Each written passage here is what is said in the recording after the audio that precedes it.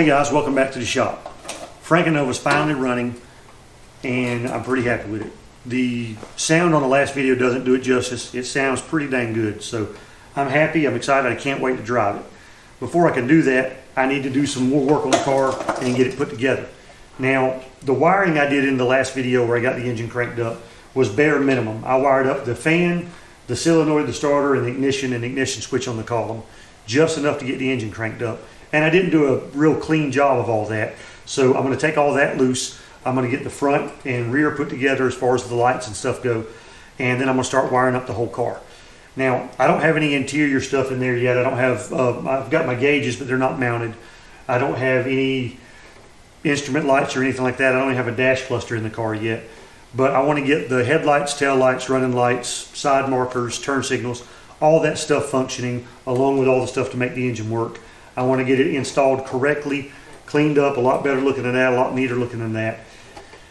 Do a good job of it, and then we can go drive this thing. I just figured I'd make a quick video while I was out here doing some planning on the wiring and everything, show you a couple little tricks I've learned over the years to make crimping terminals and stuff like that a little easier. Subscribe while you're here.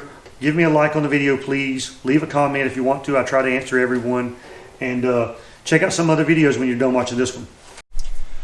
Alright, so I'm going to show you a little trick with wiring. Now, when you're working on cars, you've got solid wire, you've got stranded wire. And if you've got solid wire, solder it. Just if you need a terminal on there, solder the terminal on the end. But I don't like using solid wire on cars, only stranded wire. So even though I have seen some solid wire on cars, it's just a bad idea. So anyway, you've got two types of crimp connectors that you have, is insulated and non-insulated. And then you've got a crimper, and it says non-insulated and insulated, two different styles. One is just flat, one has a little tang in there. Now you want to strip your wire back, and a trick I like to use for that is, this is number 12 wire. I'll put it in my number 12 slot of my stripper. I'll strip it both ways, and I put it back in the number 10 slot, and I pull it like that. That's easier than going in and doing just the number 12, because now I'm pulling on the insulation and the copper, and it's harder to pull up because it's grabbing the copper. If I go to the number 10, I'm just pulling on the insulation. The number 10 hole is too big to grab the copper, and it pulls right off. So now that we've got that done, let's crimp the terminals on. This style terminal with the insulator on there, you put in here, put it in your insulated crimper on the crimpers, put your wire up in there, and you squeeze it. That looks like crap. I don't like it. Looks terrible. However, this type of terminal, you put your tang that's on your non-insulated style terminal, or your non-insulated style slot on your crimpers, you put it right on the split. You put your wire in there, and always make sure your insulated part of your wire doesn't go up in the terminal. You don't want that. So you put your wire up on there, and then you squeeze this until you get those two folding in. Now you go back, and to make that look better and hold better, you put it in the insulated style, and you squeeze those two together. You have a much better looking crimp, and it holds really well. It's not going anywhere. Now, if you have to have an insulated terminal, and it makes some with heat shrink on them, they work pretty well too. If you have to have an insulated terminal, what I like to do is go in and pull the little insulator off, which is really easy to do. Then I'll slide my insulator down on the wire. I'll put my terminal in just like my other one.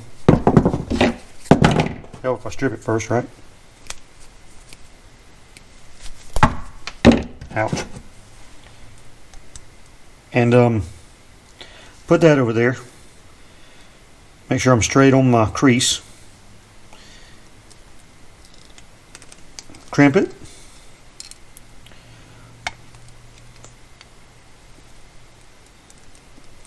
Fold it in to make it look good.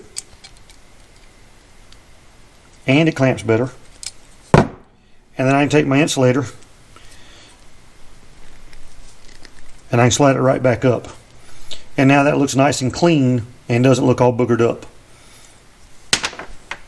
Okay, another trick I'm going to show you. A lot of you guys probably know this, but I'm going to show you anyway, just for those of you who don't. So you've got two different size wires here. The number 12 won't fit in the blue crimps. Even when it's stripped back, I've already tried it, it won't fit. But it does fit in the larger 12 gauge crimps. But this one's a little loose in there, and you want to make sure, especially if you're not using the tang, if you're just using the insulated side, you want to know that you've crimped this wire really well. And it's kind of hard to really see the inside of that crimp when you do it. So you want to strip your wire back a little extra longer, and then you fold it over, and that gives you a lot more crimping area on your crimp. And make sure you're crimping up where the actual crimp on the inside is, not down here on the little sleeve covering up the outside on the insulator. And you can also crimp these with the tooth. You don't have to crimp them with the non-insulated, but you will have to tape it later because it's going to break through the insulation. So you can do that, and now you've got a good thing. This one will fit the other side, so now you've got two different size wires and the same size crimp, and you've still got a good connection. Okay, now this tip is probably the most important one. When you're running these wires all over your car, you've got moving parts, hot parts, vibrations, all that kind of stuff. You need to protect wires. You don't just need to run something from the battery and power up a fan or a fuel pump or a radio or whatever you've got.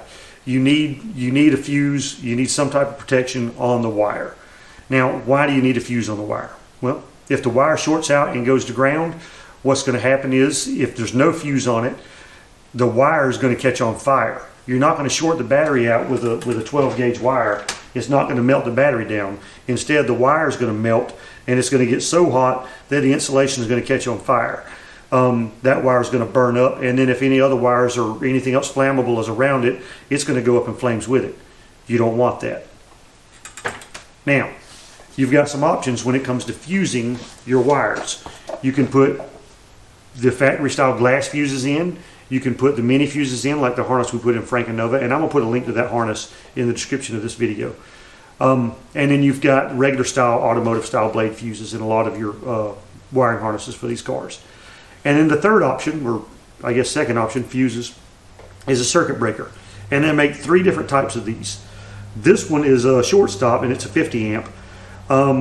These are thermal. What this does is, when a circuit goes to ground, it immediately opens up. It gets so hot on the inside that it opens up and it won't let any power go through, therefore stopping any kind of fire or any kind of wire meltdown, anything like that. And then as soon as it cools down, it resets. Now, if you have something melted to ground, it's going to sit there and cycle back and forth, and it'll stay so hot that it won't reset after a while until you finally disconnect the wire and get the short gone or fixed. Now, the other two types, they make one that is an automatic reset. It'll open up and it won't reset until you disconnect the power, and then it'll reset itself. And then it makes some with a manual reset switch on them. You don't see those too often, but they do have them. Okay, placement of the circuit breaker or the fuse is also very important. Let's go to Frank and Nova real quick, and I'll show you what I'm talking about. Now, I powered up this electric fan with this relay right here. My power is coming into the relay from here. It goes all the way across the car, around the front, all the way over here to this circuit breaker. Now, this circuit breaker is a 30 amp, which is the size I needed for this fan. If I would put the circuit breaker right here before it powers up the fan, if the fan melted down, it would protect the fan and open up. But if any of this other wire had a problem all the way around the car, it would have just caught on fire. So you really want your fuse or your circuit breaker at the very beginning of your circuit. Now, I've got my battery wire going from my positive to right here, and later I'm going to mount this battery in the trunk, but right now I just wanted it up front so I can go ahead and get everything done.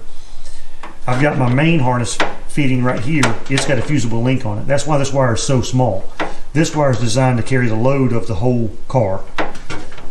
This wire is designed to burn up if it exceeds the amperage of this wire. Where this wire is oversized, this wire is barely sized enough. That's your fusible link. I much prefer to have a fuse in there like my 73 has over there, but on this one I had the fusible link. I didn't have an extra fuse. So anyway, you want all your protection on your harness at the beginning of the circuit. On my fan circuit, I've got the circuit breaker here. I've got this one little wire right here.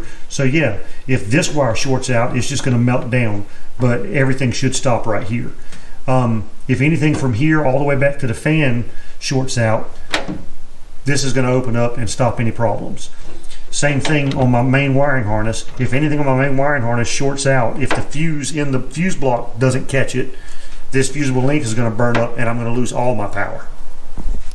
Okay, hopefully that helped you out on your project. Just trying to pass along a little bit of knowledge. Some of you guys already probably know all this stuff, and then some of you don't. So hopefully it helped. Anyway, thanks for watching. Check out some other videos. Subscribe to the channel. Hit the like button. See you next time.